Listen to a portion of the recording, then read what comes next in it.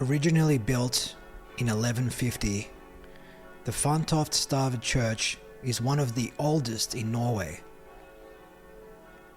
It was built during the proliferation of Christianity in the country, when the peoples moved away from their old pagan traditions. It's the early hours, and Euronymous and Varg stand outside the church, staring at it with contempt. They make their way inside and begin dousing it with gasoline before taking a match and setting the structure alight. Its wooden frame quickly crumbles and the church is destroyed. An image of the destroyed church would later grace the cover of Burzum's EP, Aske, which translates to ashes. Varg and Euronymous had a bit of a rivalry going on as to who could be more evil. The rivalry started a string of church burnings throughout Norway.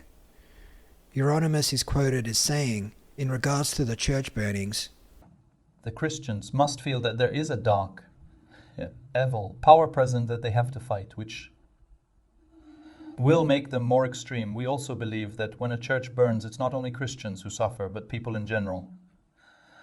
Imagine a beautiful old stave church. What happens when it burns? The Christians feel despair. God's house is destroyed. And ordinary people will suffer from grief because something beautiful was destroyed. So you end up spreading grief and despair, which is a good thing." This fiery crusade against Christianity resulted in over 50 attacks by 1996. Those apprehended and held accountable were black metal enthusiasts. This wave of destruction wasn't contained to Norway, with the Swedish black metal scene joining in 1993. Other musicians, such as Samoth of Emperor, along with Jon Inge Tunsberg of Hades Almighty, face convictions for church burnings.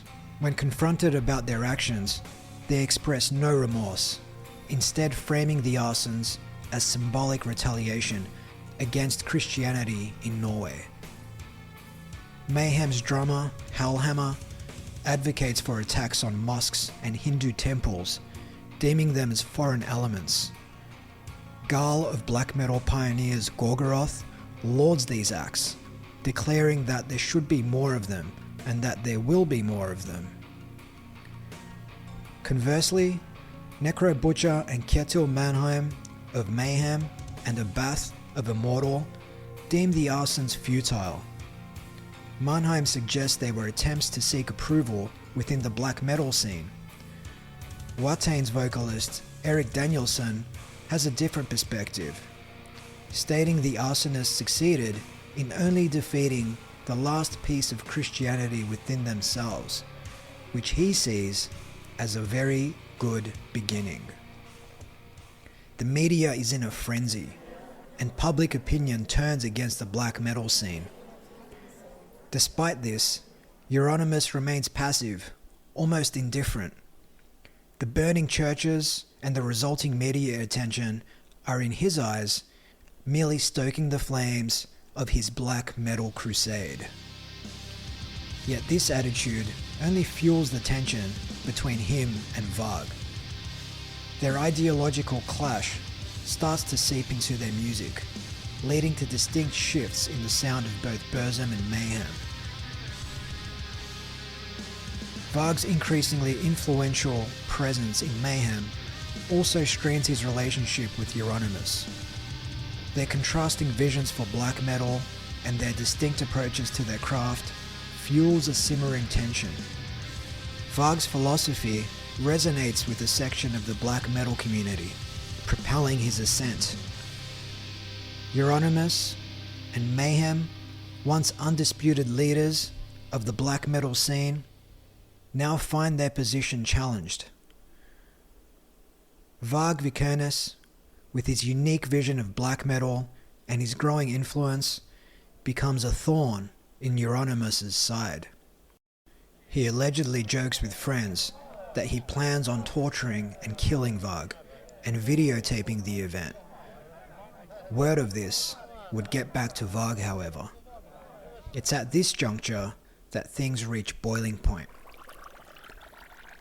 Varg, convinced that Euronymous owes him a ton of royalties for Burzum's record sales, asks to opt out of his contract with Death Like Silence Productions. Euronymous, by this point growing weary of the rising tensions in the community, complies and mails Varg a copy of the contract. Not content to merely sign it and mail it back, Varg gets in his car and proceeds to make the 500-kilometer journey from Bergen to Oslo. But he's not alone. He's with Blackthorn. But before they go, they stop at a video store, renting videos with Varg's credit card. Something Varg would use as an alibi. It's a chilly August evening in 1993. Oslo is winding down, its inhabitants unaware of what's about to unfold. Euronymous rests in his apartment, perhaps contemplating the recent turbulence in Mayhem or the band's future trajectory. A knock on the door breaks his thoughts. It's Varg. Euronymous makes his way over to the door and opens it. Varg holds the signed contract in his hand, a tangible sign of their deteriorating relationship. Euronymous finds this odd and a little confronting. It's late at night, and Varg lives 500 kilometers away. Why would he travel such a distance to return the contract when he could have simply mailed it? But Varg pushes his way into the apartment, and a conversation initially focused on the contract begins. There's a brief moment of conciliation as Euronymous signs it. He wants to put their differences aside, to continue their friendship. For a fleeting moment, it appears that things might be salvageable. But then, the atmosphere shifts. An argument ensues. Years of suppressed resentment, ideological disputes, and personal affronts bubble over. In the ensuing chaos, Varg pulls out a knife and stabs Euronymous in the stomach. Euronymous, initially shocked by this, attempts to flee. A horrifying chase through the apartment ensues. Varg stabs him again, this time in the back, and again to the neck, and again, and again. Euronymous somehow manages to make his way to the front door and enter into the building's hallway, knocking on doors, pleading for help. But it's too late. Varg closes in again and stabs Euronymous once more, in the neck, once more, in the back, again and again and again. Blade meets flesh, until finally, Euronymous collapses onto the floor. Varg assumes a position with his knees around Euronymous' hips, raises his blade, and with one final fatal swoop, brings the knife down into Euronymous' head, ending the 25-year-old's life. Euronymous lies motionless on the building's stairwell, covered in blood. In all, his body is found with 23 stab wounds, 2 to the head, 5 to the neck, and 16 to the back. The following morning, Oslo wakes to the news of the shocking murder. Euronymous, the beating heart of the black metal scene, is no more. The black metal community is left reeling. The driving force behind a genre, a musical visionary, has been silenced. Varg's involvement in the murder is undeniable, and he's arrested. He insists it was self-defense, but the evidence tells a different story. As Varg stands trial, Norway watches with morbid fascination. The previously insular black metal scene is thrust into a harsh spotlight. The violence and controversy surrounding it captivate and repulse in equal measure. Vikernes' trial begins on the 2nd of May 1994, and he's represented by lawyer Stein Erik Mattsson. Many other members of the black metal scene, including Blackthorn and Faust, are put on trial around the same time. Some of them confess and also implicate others. Years later, Vikernes would say that he was disgusted by the fact that while he held fast to a code of silence, others confessed.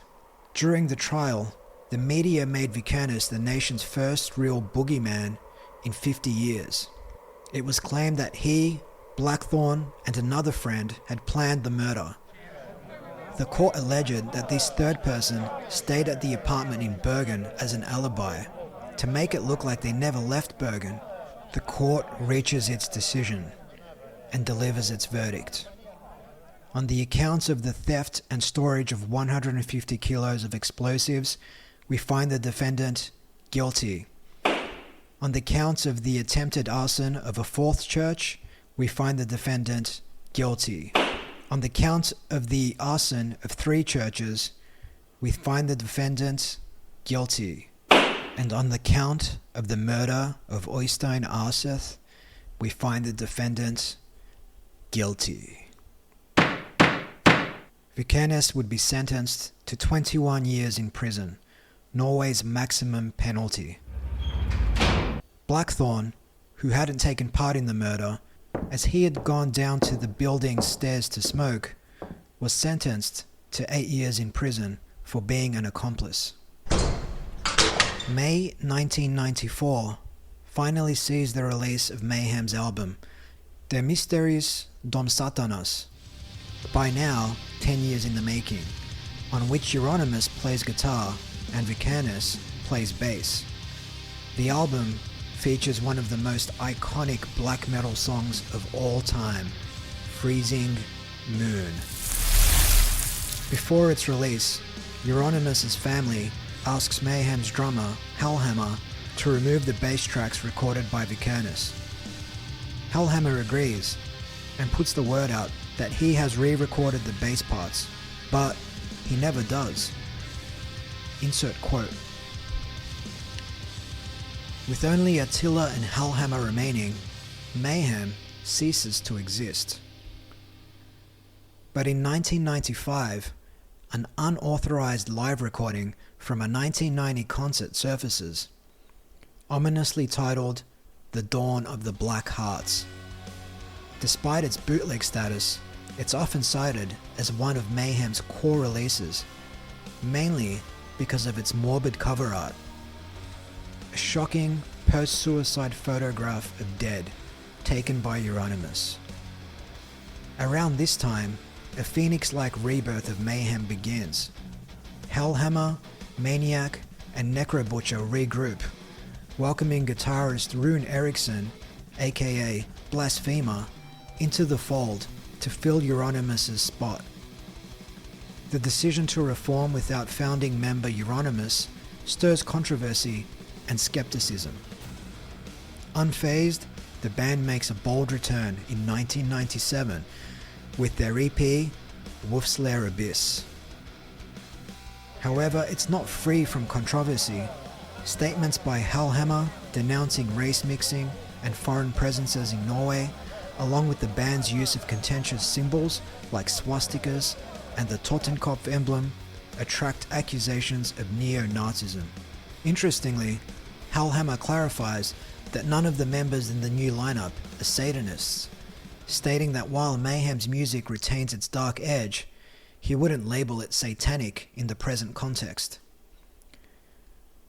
Fast forward to today, and Mayhem have gone on to become a pillar of the black metal movement, having released 5 albums since 2000's Grand Declarations of War.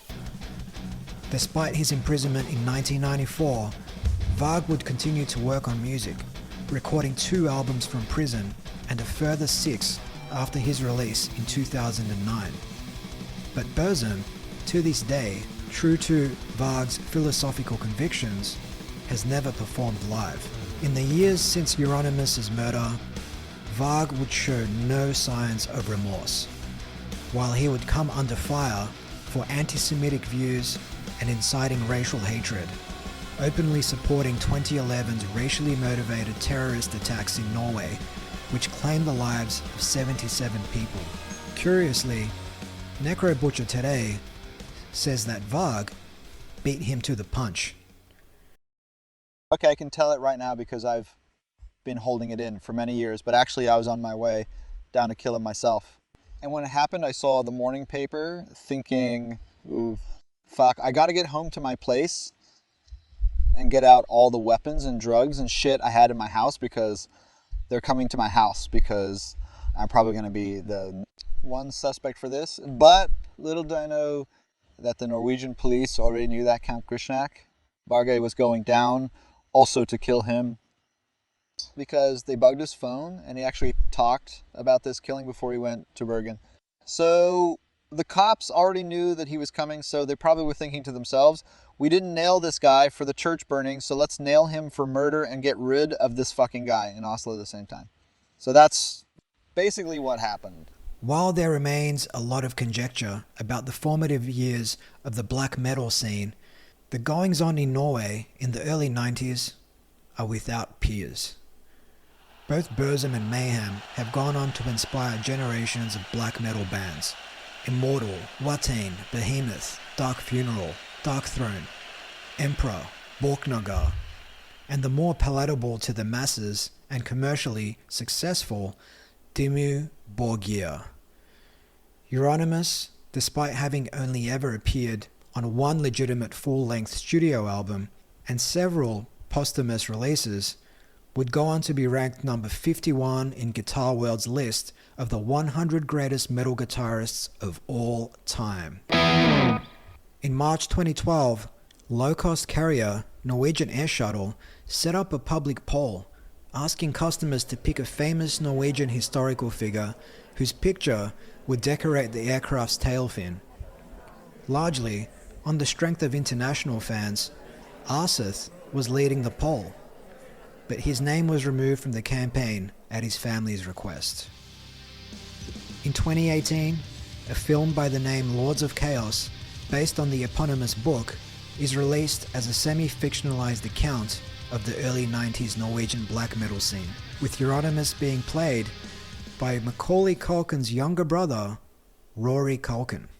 For the most part though, black metal remains underground, and while it's flirted with commercialization and at times become considered a bit of a fad, for black metal purists like Varg Vikernes, free from commercial incentives is how it should remain. Thus concludes this mini-season of Battle in the Bands on Mayhem vs. Burzum.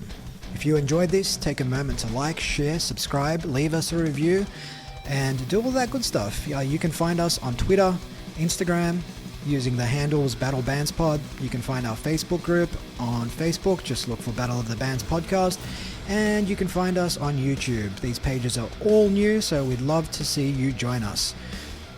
If you'd like to get notified whenever we drop a new season, sign up to our mailing list over at battleofthebandspod.com. Some of the quotes you heard in this season were AI-generated recreations of words said on the record. My name is Steve Glaveski. I researched, wrote, recorded, and produced this season of Battle of the Bands. Until next time, keep those headphones in and those horns up.